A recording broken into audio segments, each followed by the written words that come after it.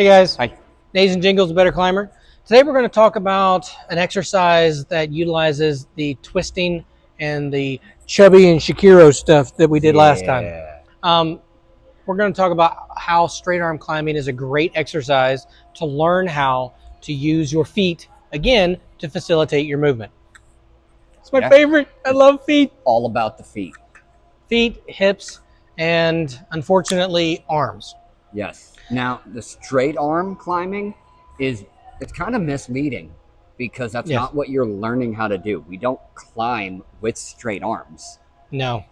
That's one reason why So- this exercise is really, what do we say in shift and stand, that it's a really awkward and difficult thing to learn how to do. Straight arm climbing, just as awkward, just as difficult.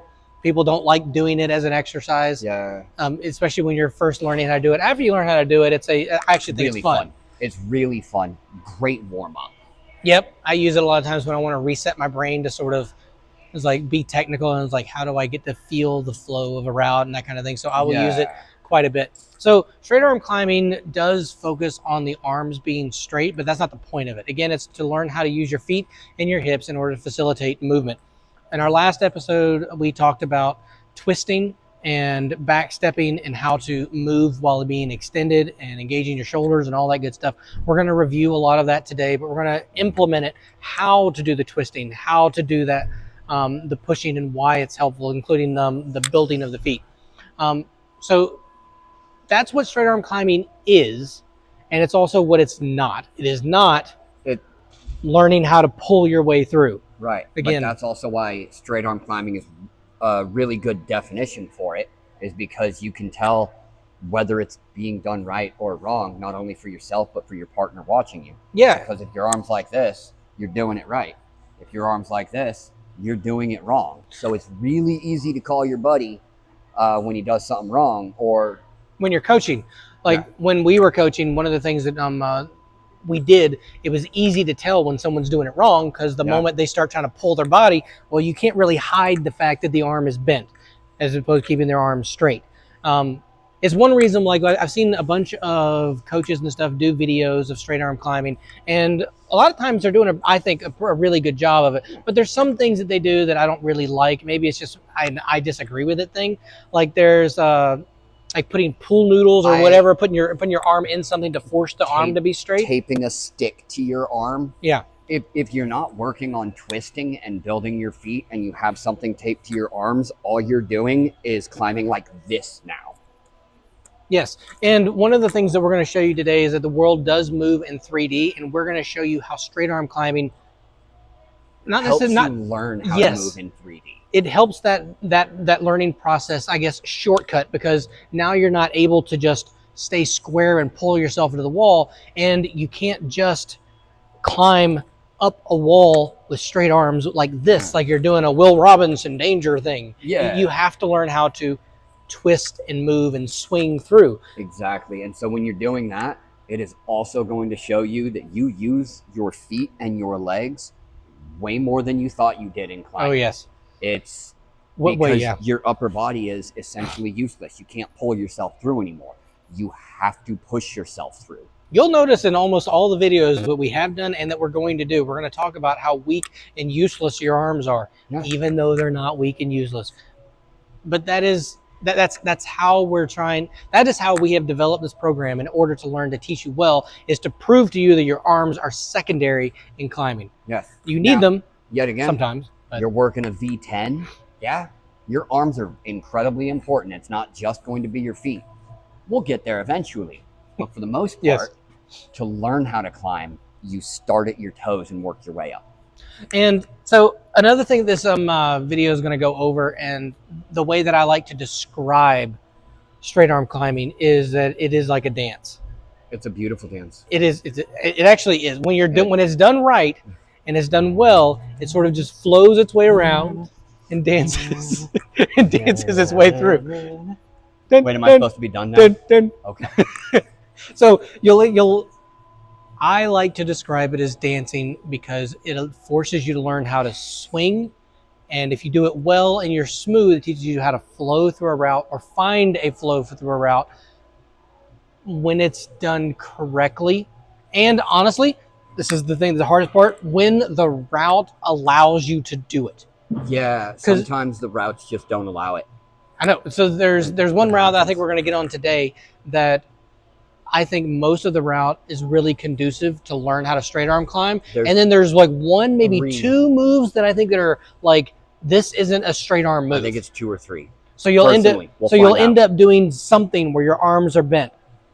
So when you are doing this exercise, the goal is to try to keep your arms straight and keep your shoulder engaged. Shoulders engaged. Make sure your shoulder stays engaged. You just completely interrupted me. You're welcome. So the arms are straight, but it's not the point.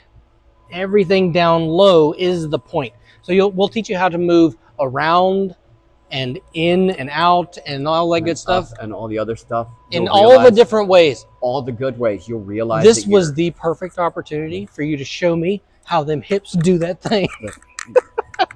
You got so many dances that you do. Because they're fun. They are fun. One thing you will also notice in this video, and when you are practicing straight arm climbing, is that your shoulder is now the pivot point. When we were doing shift and stand, it was all about the hips. It was all about the hips being a pivot point and the hips pulling you through and everything. And they do still do that, but your shoulder is where you're going to pivot from. Yep. So we're going to go over all that today, and hopefully you will learn something. If you don't, it's your fault. All your fault. And not a little bit of his. Damn it. I didn't want it to be my fault. It's your fault. All right, guys. So before we actually start going over straight arm climbing, we're going to review shoulder engagement because it is incredibly important. Yes. So basic aspect of engaging your shoulders is pulling your scapula down and getting your ears off of your arm, right? We want to make sure that we're not in this position. You pull the scapula down. The first part of a pull-up, that's the important thing that we're looking at here. When you take, what are you saying? Okay. Nothing. When you are taking a rest in your climb, it's all right to let your shoulders disengage for a minute, as long as you're still keeping your feet involved and pulling you to the wall and making sure that you are in a good place. So like right now, my shoulders are engaged. And he's going to move a little bit. Now they're resting. Yeah. This is the resting part. But if you don't press into your feet and really try to keep your feet on when you're resting, then hips are going to come out and he's going to fall. Then that's what happens. Your butt flops off because you're not pressing into your feet. And you need your feet getting pressed into when you are climbing. That's rule number 1. All right. And so while Nace is climbing around, I want you guys to pay attention on whether his shoulders are engaged or disengaged. All right. Also keep in mind, you should always be paying attention to where your toes are, watching your feet, digging in with them. Remember that if you flex your butt, you engage your back and your posterior chain. When you need to rest a little bit, you can relax your butt, dig in with your toes a little bit harder, and let your core take over. And yet again, paying attention to where he's moving with intent. So while you were talking about hips and feet, you guys should have been paying attention to my shoulders and trying to just see if you can tell when they're engaged and when they're not. You can engage one shoulder and disengage the other depending on what you're doing. I like to disengage my shoulders when I'm resting.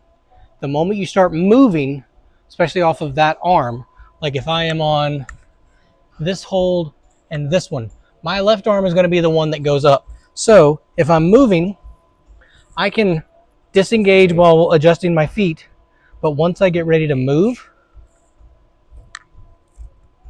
I have to re-engage this shoulder. But my left arm didn't have to engage while I was just sitting there because I wasn't using it. Yeah. So I guess the rule of thumb would be, if you're using the arm for a movement, you should definitely keep it engaged. If you don't, well, that probably means that you're going to die. Yeah. So engage your shoulders. If you don't engage your shoulders, we will find you. The next thing we want to talk about is how to switch your feet. I think this is probably the most important thing that we're going to do today. This is not the most important thing that we're going to do today. Oh, okay. All right. Well, before we get into straight arm yeah. climbing, we're going to talk about switching our feet. And I think there are 3.5 ways to switch feet. I think there's 4. It's an argument of definition, if you will. And because I'm older and angrier, I win. He's what I say is correct. 2 out of those 3 things. So the first type, the first way to swap feet is the most common one that everybody does, isn't it? Yep. It's the good hopping. old-fashioned hop swap. So one foot's on, and I want to put my foot there. And so you just hop over. There are advantages and disadvantages to this type of foot swapping. One of the advantages is that you are faster. You're really fast at hopping from one foot to the other. I think it's the fastest way to swap your feet. Yes. I also think it is the most inaccurate way to swap your feet. Yes, and the way to test that is to get on a hold and make it a smaller hold. So I'll use this one for an example. When you're doing the hopping, what you want to do is you want to try and put, say, this spot of your foot on the hold, and I want to put this spot of my foot on the hold every single time I hop. And then when you're watching it, see how accurate you are. How often do you actually get that one little spot that you were aiming for on the hole? It's going to be very, very low percentage. Yeah. Out of 100 times, you might do it 15, 20. Maybe. You might get exactly where you want it. Crazy good. And even then, you're wrong. 100%. But that is a good exercise to work on. Yes. Especially when we get into later drills where you're like in the roof and you're trying to get your feet back on. That's a great way to learn how to do that. So that's hopping. The next one is pianoing, which is what I call it. So the pianoing is really fun. Just kind of make a little bit of room. Place your foot in there. Make room. Put your foot. So that's what we call pianoing. One of the advantages to pianoing that I like is that it is incredibly accurate. So accurate. And because it's so deliberate when you're working on it. And one of the downfalls of it is it takes a lot more time than hop swap. But accuracy is kind of important. Yep, and you'll see as we go through these, it is also going to be dependent upon the terrain. Like when you're on a roof, hop swapping, depending on what you're doing, is one that's going to be a heck of a lot harder to do. It requires a lot more upper body strength to do it. Especially, and when you're doing pianoing, the worse hold you're on, the harder that is to do. If you're on really good jugs, you can lean your body back, you can make room, you can see, all that good stuff. But when you're on really delicate holds and you've got a piano, it can be really, really difficult. It takes a lot of engagement from everything in your body when you're on those bad holds. Yep. So we got the hop swap, and then we've got the pianoing. The next one is actually probably my favorite way to switch feet. I think it's the way you definitely do this the most out of any way that you swap feet. And that is the smear swap. Okay, so before we get into that, though, need to describe what a smear is. So a smear is when your foot is on the wall, but there is no hold. And the way you do it is you push your foot usually on the ball of your foot if you can. The bigger surface area your foot is on the hold, then the better it's on the wall, the better it's going to be. But you're going to take your foot, you're going to put it on the wall, and you're going to push through the wall. You don't want to stand on the wall because there's nothing to stand on. What most people tend to do is they try to put their foot on the wall and then they stand straight down on it. That is not an effective way to smear. To watch and see, you push in, hips go away from the wall, pushing, that's a smear. Okay. So the way you are able to smear is by creating friction on the wall. The only way that you can create friction is with pressure, by pushing in. So you'll see when I do it the wrong way, when I'm trying to stand on the wall, my hips will not only go in, but the pressure on my foot doesn't go into the wall, but it goes down the wall. So if I'm pushing in, this is correct. The moment I try to stand up, it slips in. It's not going to engage anymore. So the smear swap is actually 2 smears and a swap. I actually love this thing. Yeah. So I'm going to trade sides with you. So when I'm doing this, if I'm on the hold and I want to smear, I press, move. Smear, swap. Smear, swap. The smear swap. Honestly, that one is the most fun to say without question. Smear, smear, swap. Smear, smear, swap. Smear, smear, swap. Smear, smear, swap. It's just fun to say. One of the advantages of smear swapping is that when done correctly, because your hips go away from the wall, you have a clear view of everything you're trying to step on, so you can watch and be very precise with what your feet are doing. Your body isn't flopping around either.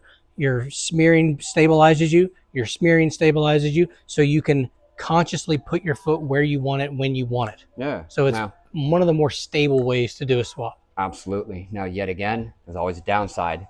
If you're on really small crimps, it might not be a fun one to do because you got to pull down on those crimps and you're going to be getting your body away from the wall a little bit. Can you imagine doing this in a roof? Oh, God. Smear on a roof would just be rough. It'd be brutal. So rough. It'd be brutal. It'd be a little brutal. But it is one of my favorite ways to do it. It's most accurate. It does also take quite a bit of time to do that correctly. Yeah. And then the last way, which I still say is a half a way. Fourth. Is a combination. This is the tablecloth. I've also heard it called a Houdini swap. I've heard it called the pressure swap as well. Okay. I haven't heard that one before. I've heard that one before. Huh. So this is when your foot is on the hold and you take your other foot, you put it right over top of it, and then you hop the bottom foot off and then drop the top foot right into place. Yeah. This one happens to be one of his favorites. It is my favorite. And I'm sure you guys have seen it before. The fun little magic trick with the tablecloth, and you've got the silverware and everything on it, and you whoosh, and then it all stays in place. That's the idea of what you're doing with your feet. Your bottom foot's tablecloth, your top foot is the china that you don't want to break. Your mom's china. Yes. And so the way that one is done is you find the spot that you want to put your foot on, you put a little pressure in, and you just swap it. There you go. One of the advantages of this one is that it can be very precise. This is one of those where it's sort of a coin toss on whether it's going to be precise or not, depending on how bad the hold is. If it's a fairly decent sized hold, that foot swap is probably going to be really, really precise. Really nice. Because you have your foot over the hold you want it to be on, when you pop it out, you know where it's going to go. Just right down in there. So it can be precise, but the smaller and more delicate that hold is, the harder that is going to be to hit, because it is very similar to that hop. Exactly. And you can also, if you put too much pressure on your top foot, you have to actually pull your foot out, which can create momentum, pulling you away from the wall, forcing you to hold on tighter, or just causing you to barn door off completely. Yep. So those are the 3.5 ways that we switch feet. Each of them are important. Each of them have a time and a place to use them. And when you watch us climb, or anybody climb, you will figure out that people have a preference to which one they want. Yeah. I think my preference really depends on the terrain that I'm on and how good or bad the handholds that I have. Each of them have good points and bad points, and each of them are incredibly useful. So piddle around with those, play with them, and figure out how to do them. Not necessarily which one's your favorite, because you're going to need all of them. Figure out how to do them, practice them, and then play with them. It'll make this straight arm climbing a lot easier. Yeah, and also remember, there's 4. The last thing we want to talk about before we actually get into the exercise for the day of straight arm is hips in versus out. Now, this is sort of... It's an interesting conversation. Yes, because if you've climbed for more than 5 minutes and talk to anybody who's climbed for 10 minutes, longer than you have, they're going to tell you that you need to climb with your hips into the wall because it's easier, because that makes it so that your arms aren't doing the work. Yeah, and they're not wrong, depending on where they're climbing. Until they're wrong. They're not wrong until they're wrong, and then they're very, very, very wrong. So I think we just want to talk a little bit about hips in versus out, because it's really going to help us understand why we say that the world moves in 3D, and so should you, in reference to climbing, and specifically in reference to this exercise. Especially because if your arms are straight, you can't really always stay in. Yeah. So if you have to twist if you are climbing, one of the problems we found with straight arm climbing is that a lot of times people will try and actively do this. They're moving up, and then they try to do So they try to stay square to the wall. Exactly. So the butt comes out and you're not exercising twisting. So in that particular incident, hips out is bad. Real bad. Now, if I'm doing kind of the same move and now my hips are in, Hips in real bad. it's also really bad. Now, So how are we supposed to fix that with twisting. our movement? So this is how we talk about twisting and why twisting is important. So I think we should probably go over how to twist before we actually show the twisting. Do you think? I'm going to say yes. That might be a good idea. So we're going to go over twisting first. So we've shown you how to backstep and we've shown you how to push on those outer toes, but we haven't really shown you how to move from the outside edge from the inside edge to the outside edge, or instep to the outstep. So we're going to show you that real quick. First thing we're going to show you is when you're doing it wrong and why placing your feet and toes in particular is the important thing that we need to do. If you put the ball of your foot on the wall and you try to pivot from an open hip to a closed hip situation, your toes are not going to be able to move around. See, this toe just kind of blocks it. I can't get my heel any further out without literally coming off the hold. So this is why using and placing your toes is an important part. This is probably the most important thing that we're going to go over today. Not the most important thing. I have already explained the most important thing. Okay, so in order to fix this problem, if you're going to place your foot on the hold, you're going to put your big toe on the hold first. And now, if you need to twist, you can rotate that foot all the way around from big toe to outside edge. So show me what that looks like when I'm actually on the wall, going from instep to outside edge backstepping. Okay, so get out of my space. This is my space. Take your space. So that is the most basic way to move your foot around the hold. And that's the most important part. It's not the most important part. Okay. Okay. So that becomes a problem when you have a very small hold or a hold with a low profile, that even when you have your big toe on the hold, it's hard to rotate all the way around. Like even this is a really good hold. But if I put my toe all the way over here. So placement on a small hold is important.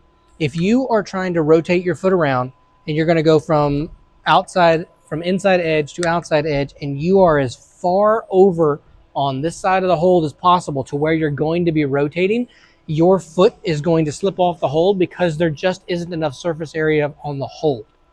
So to fix that, you place your foot as far over as you can get it to where you can plan on where that foot is going to go and you have room for that. So if you're on there and you're rotating that around, now you've got plenty of room in order to lean into that and then back step on that hold. Yeah. You can also run into the problem where not only is the hold surface area small, but now you've got an incredibly small surface area, and you may even have a slopey surface area, so you can't just rotate on a glass hold.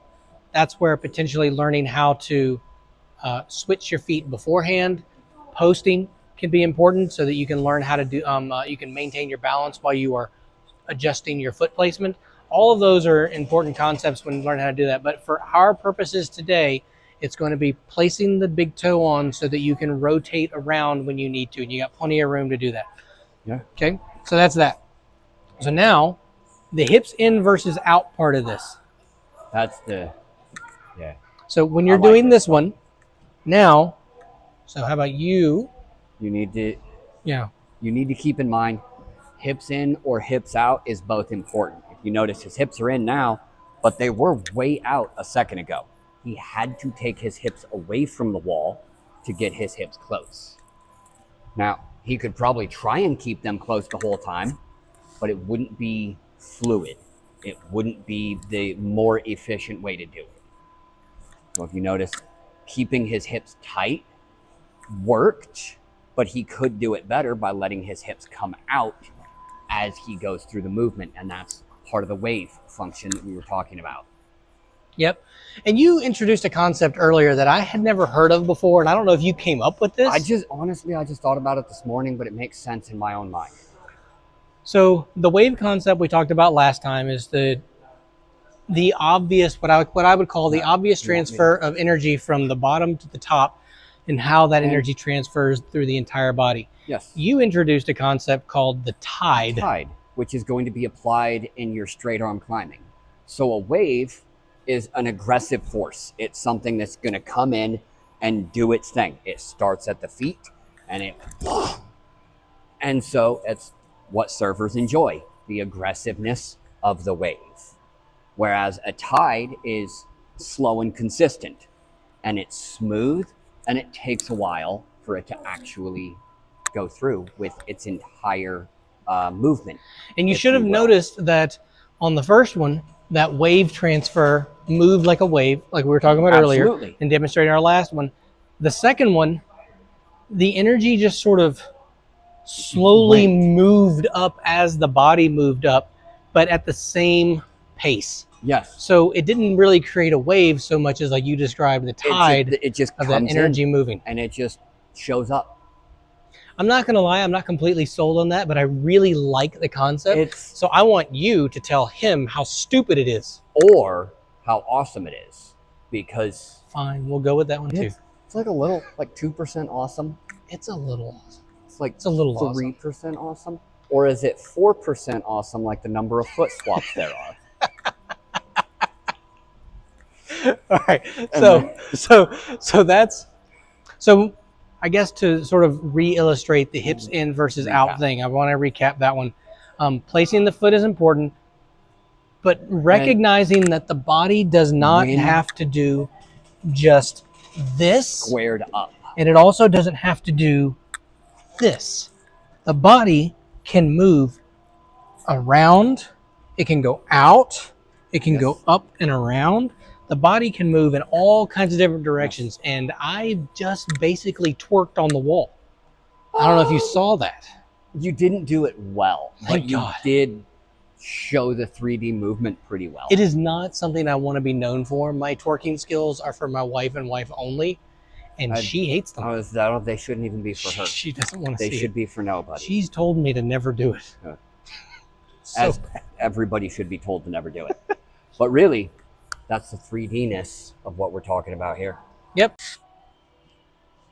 All right, guys. Now we are finally going to get to actually straight arm climbing. Yay! Yay! Climbing. Actual movement. So this is where it's going to get a lot more fun. You're going to actually see the movement, see what we're doing here. And there's a few things everybody does when they first start doing this. We're going to kind of point out, make sure that you guys understand what to do and what not to do. Yeah, a lot of people will all like. So when you're a newer climber, this isn't as big a deal. Newer climbers find this route difficult because their body in general isn't strong enough to really just comfortably hold them on the wall. Yeah. So they tend to struggle a little with that. Stronger climbers, when they try to do this, they try to climb this thing they try to climb harder and harder routes when they don't need to. Yeah, and straight arm climbing is already challenging, so you don't need to make it even more challenging by trying to do it on a 10-8 even. No. Stick to a 5-7, a 5-8, because this isn't a workout. This is a training exercise, and there's a big difference. Yeah, and one of the things as a coach that we watch for when doing this is, since the exercise is straight arm climbing, we want you to keep your arms straight. However, because we want right, and we want the arms to be straight because we want the legs and the body to do the movement and figure out how to do the twisting, how to use the 3D movement that the world provides you. That's what we want to see. But sometimes the route does not actually allow for that. So sometimes when you're like, if you have to like cross, you'll get the arm to bend just a little bit. What we want you to do everything in your power to not bend your elbows at all. But as I said, it's not a perfect world. We're not setting routes at your gym for you to straight arm climb on. No. So unfortunately, you might end up with a couple movements where you can't do it. But I still want you to figure out how to do it with straight arms. Yeah, who knows? You might come up with something really, really cool that you didn't think was a thing And then all of a sudden you're like, oh. And boom, you just unlock the move. And that's what a lot of climbing is. It really is about, it's not about like you watch somebody do something, you're like, wow, that was amazing. How'd you do it? But as soon as you figure out how to do the movement, you get those little aha moments that I like to say where people are like, oh, I can do that. Oh, I can do that.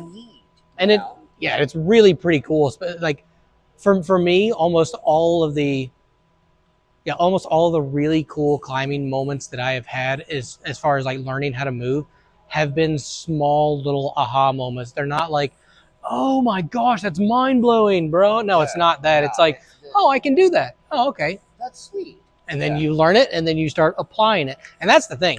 This is learning how to apply the techniques of shift and stand and twisting and backstepping and how to extend, how to lean into holds better so you can use it more effectively. That's all that straight arm climbing teaches you to do. But it's freaking weird. It is weird. It's very weird to learn how to do that. So when you're starting off and you're thinking, man, I can't hold on long enough, that's fine. Do a short route, do half of a route, do something just to practice the movement. If you're getting tired, then take a break. The rope is there and the route is still there. You can get on a minute and do it again. Make your belayer hold you for a while. They're not doing anything to do. Yeah. So let's say we get you on the wall and see how you move. Yep. One of the things to focus on, pretend you're kind of a coach and then watch and see. It's like, am I placing my feet well? Am I using my feet to do the movement, or are my arms doing the movement? Yeah, like, what's doing it? So this is the really fun part. You get to judge Nace. And I want you to judge the hell out of him and have fun while you do it. I don't want to be judged. I want you to be judged.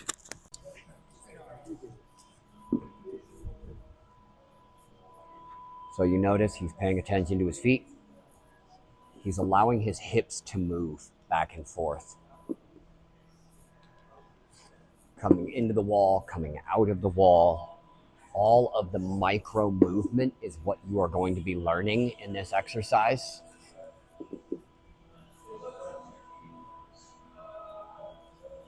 Just paying attention to it and being really critical of his elbows. That's what we want. We want the elbows to be the primary focus, because when they are, the hips become a primary focus as well. That was really good. He allowed gravity to pull him around the corner as opposed to using his upper body or his lower body to pull. It's a more efficient way of doing a movement that we do every time when we're on an erect. And here's the thinky part. Can we do this without bending elbows? And yet again, he was able to, and he was able to let gravity pull him through the movement.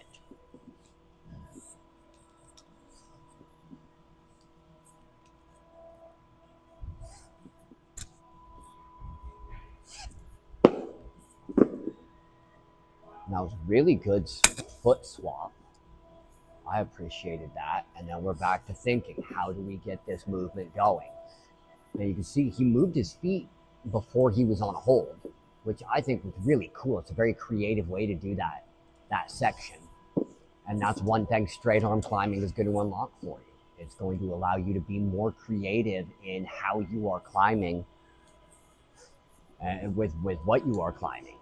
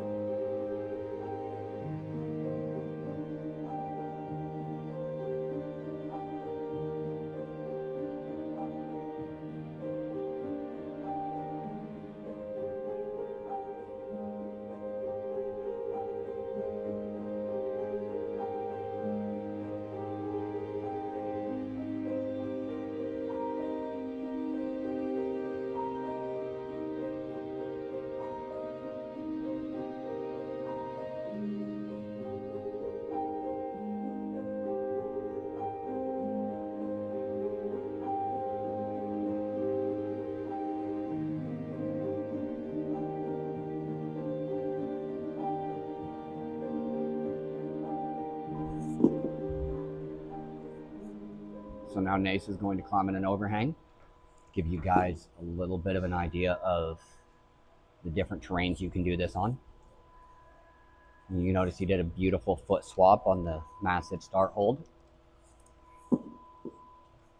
And he's twisting his way through as best he can, letting gravity pull him around, not forcing every move, but allowing his body to flow through the movement. Yet again, using that wave energy right there to push himself up, create the momentum to make the move easier and not bend his elbows through it. That was very aggressive and fast, and I appreciate it. Sometimes you should do that when you're straight arm climbing. Pressing and smearing through to ensure that he doesn't have to bend his elbows.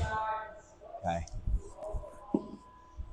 The keys here, especially going through the roof, is watch how he bends his hips or moves his hips and how much his legs are bent so that he can extend through the movements.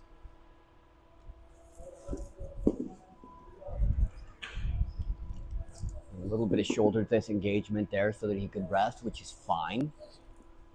And just really thinking about his movement and where he should be. See, there was a lot of thinking right there.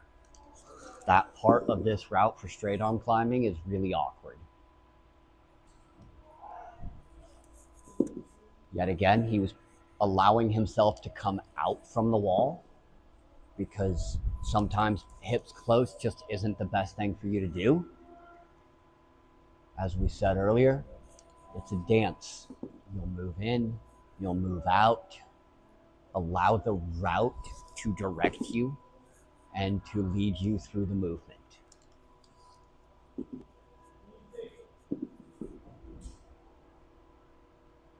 I'm not sure if he bent his right elbow a little bit there or not, so you guys are going to have to comment and let me know. Come on.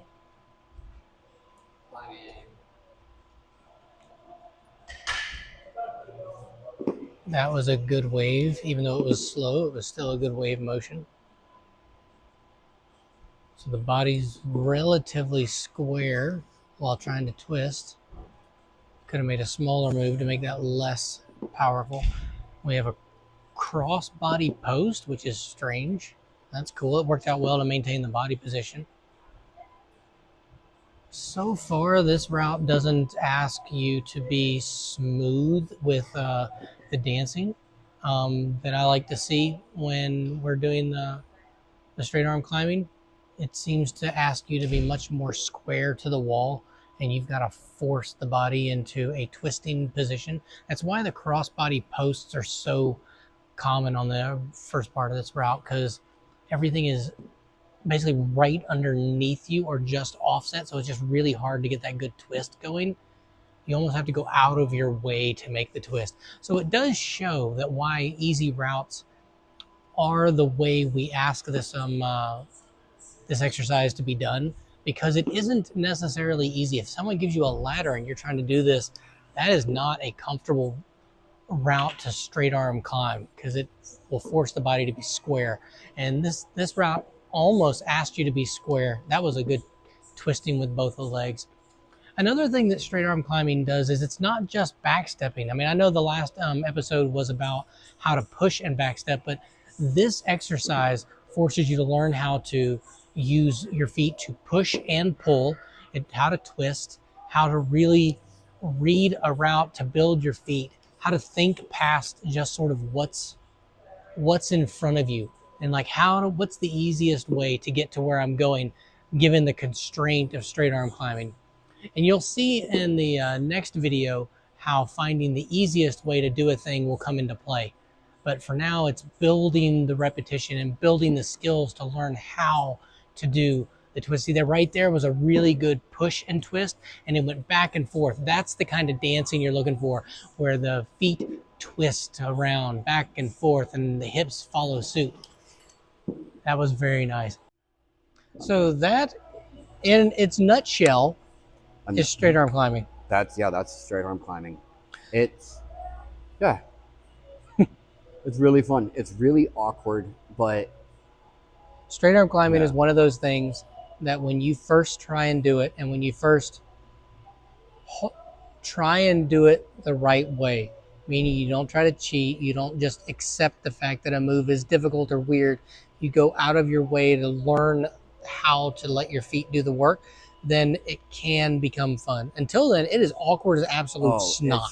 It's just well, so it's really the thing I think that's fun about it is you get into such interesting positions and you get stuck, Yeah. and then you're like, how do I unstuck? You get over twisted, and then you're like, how do I untwist? And You unwind. yeah, Sorry, untwist is just uncomfortable for me to hear. potato, potato. Don't care. But it's like you already have to think while you're climbing, and you're already problem solving, and then it's like, oh, hey, here's another problem to solve. Yeah. And it's You throw those constraints, like I think his name is what's his name, Houdini on YouTube or whatever. I've watched a couple of his videos, and I've seen what he calls constraint climbing, which is, I mean, it's a great technique as a coach. You're trying to get somebody to do something, and you give them a limit on something, like you can only climb with 1 foot, or you can only hop from one hold to another with your hands or whatever. So you can only hop and bounce around. So you get really playful when you're given a constraint and you have to figure out how to do a thing that you would normally just say breeze through in a comfortable way. Yeah. And then all of a sudden it's like, oh, now you can't do this. It's like, well, now I have to relearn how to do this.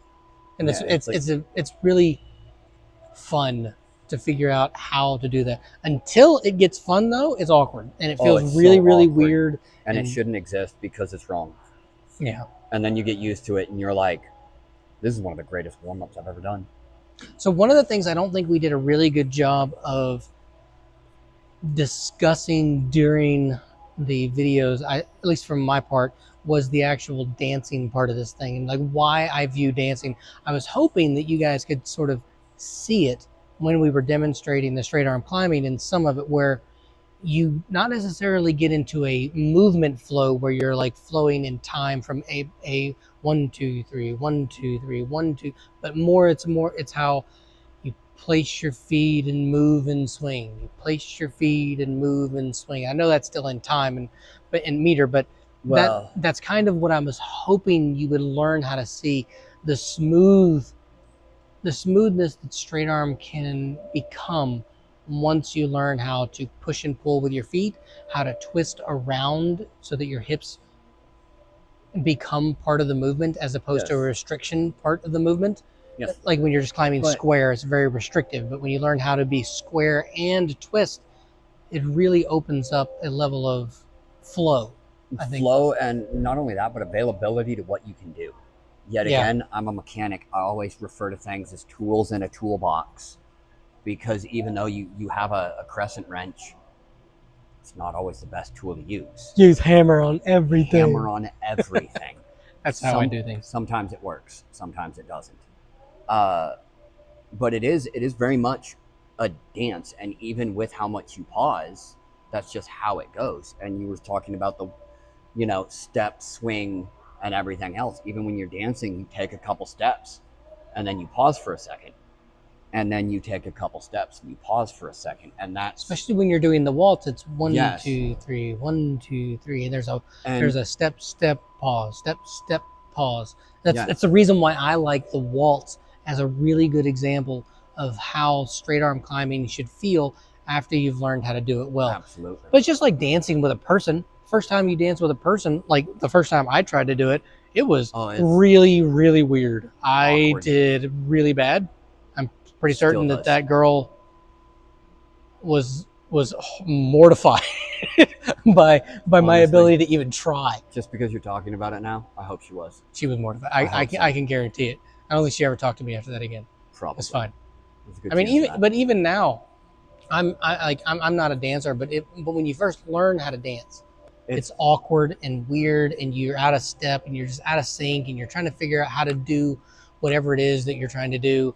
And then you do it wrong 5 times before you can do it right once. And then you try it and you get the feel for it, and then it becomes a smooth, comfortable thing. It gets more natural. Just Like climbing. walking. I like walking. I like to walk. It's much easier for me than dancing. So I'm going to use that from here on out. No more dancing analogies, even though it was perfect.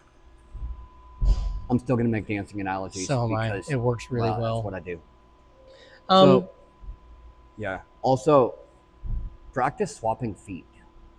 yes. I know that doesn't seem like something you should practice, but if you don't practice on the easy thing, you're not going to execute it well on the hard thing. And we talked about when you're like hop switching in particular, how being precise with your feet is difficult. It might be difficult, but it's certainly not impossible. Yeah. You can be very precise when you are hopping and trying to get your foot on there. But it's like when you're trying to line up a ruler or a spot on a ruler with a spot on the wall, or a line. Sorry, I'm trying to think carpentry in my head, and I'm trying to trouble switching gears. When you're trying to line up something on a ruler and you're trying to get it exactly at 10, you may go back and forth a few times, but you're going to be right on it. And eventually you get to the point where you can just get it where you want it and dial that thing in with a lot of effort. And hop switching is the most obvious way of learning how to be precise over time by practicing.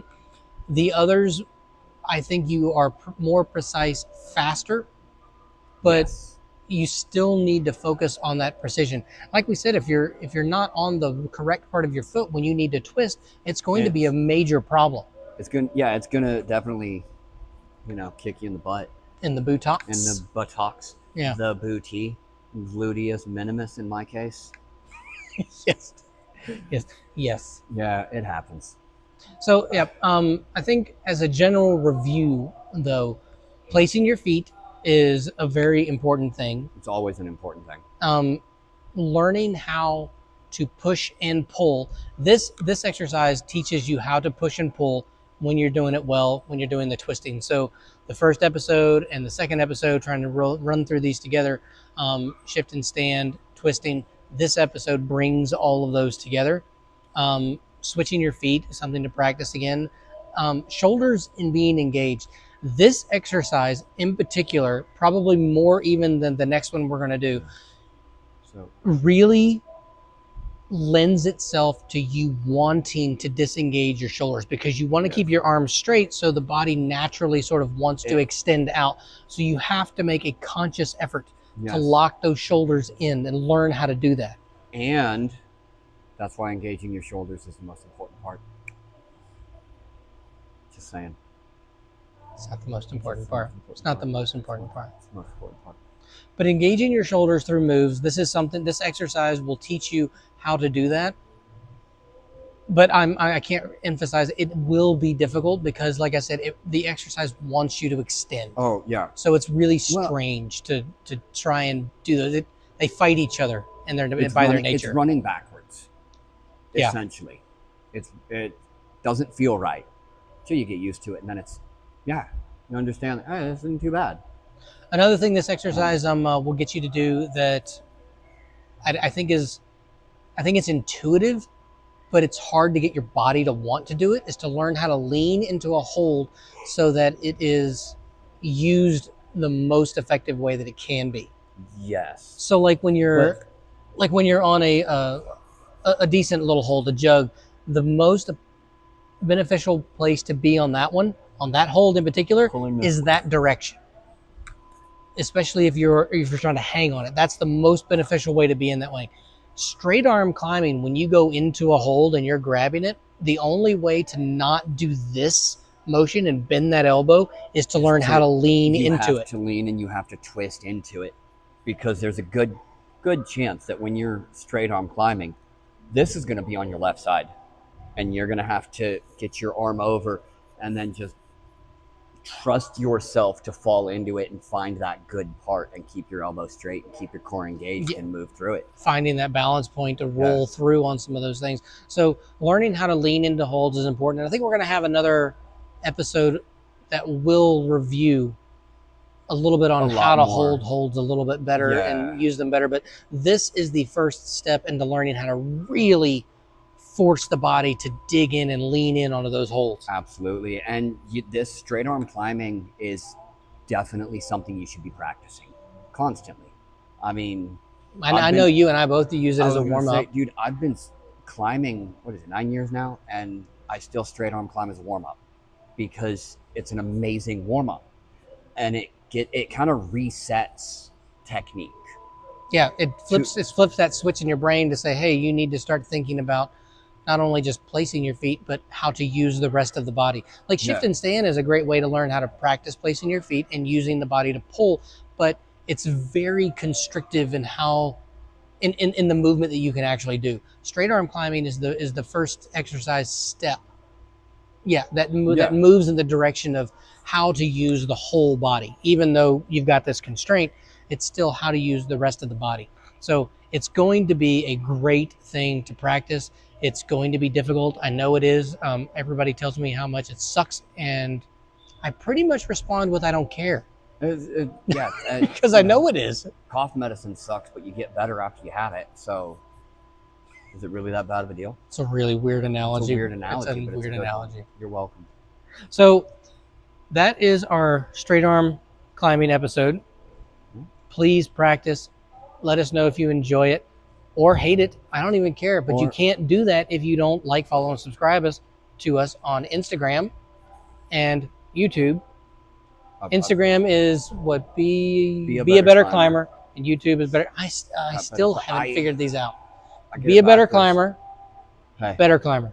We'll just put the tags up there. I won't even have to say it out loud. And you don't have to say the words out loud. Thank God. That's what I'm so here tired for. of saying. So follow us. Okay. Like us. Bye. Have a good one. Bye. It could have been worse. It could have been worse. Good. It could Honestly, have I'm really been good with that. worse. The next thing we want to talk about before we get into straight arm climbing is how to switch your feet. The different ways to switch your feet, to be more specific. I winked at the camera. That was really awkward. Like everyone who's here thought that was weird. There's one other person here. I know I count. I think I count as a person. We're going to start over. What up? Yeah. Ready? Ready? Are you fucking ready? What? What? What? You trying to get some of this?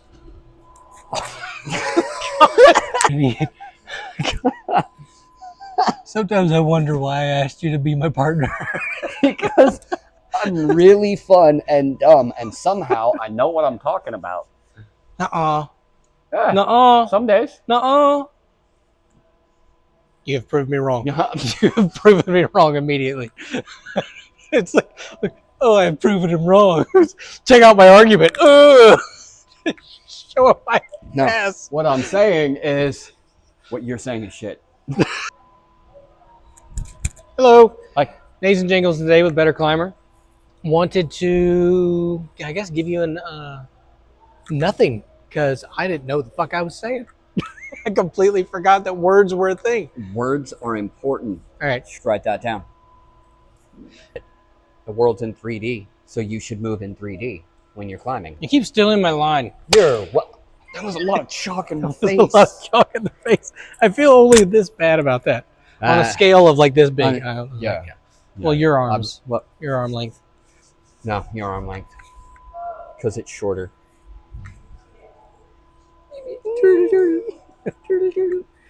It's so weird. So the last thing we want to talk about. Are you ready? You ready? Are you ready? Are you ready?